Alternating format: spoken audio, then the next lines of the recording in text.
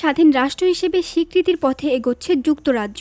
British দৈনিক the Times জানায়, মার্কিন প্রেসিডেন্ট ডোনাল্ড ট্রাম্পের 2 দিনের রাষ্ট্রীয় সফরের পর লন্ডন ছাড়ার সঙ্গে সঙ্গে ফিলিস্তিনকে আনুষ্ঠানিকভাবে স্বীকৃতি দিতে পারে দেশটি। যদি সব ঠিক থাকে, চলতি সপ্তাহের শেষেই এই ঘোষণা আসার সম্ভাবনা রয়েছে।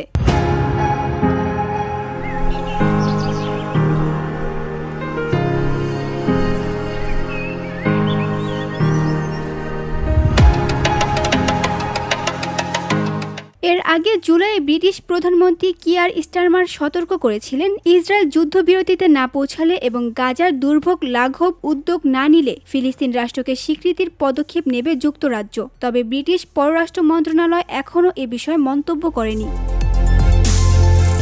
সম্প্রতি ফ্রান্স, কানাডা ও অস্ট্রেলিয়ায়ও ফিলিস্তিনকে স্বীকৃতি দেওয়ার প্রতিশ্রুতি দিয়েছে। ধারণা করা হচ্ছে, আগামী সপ্তাহে জাতিসংঘ সাধারণ পরিষদের অধিবেশন চলাকালে এসব দেশ আনুষ্ঠানিকভাবে ঘোষণা দিতে পারে। এদিকে গাজার পরিস্থিতিকে সরাসরি গণহত্যা আখ্যা দিয়েছেন লন্ডনের মেয়র সাদিক খান। তিনি বলেন, গাজায় যা ঘটছে তা আমাদের চোখের সামনেই এক নিখাত গণহত্যা।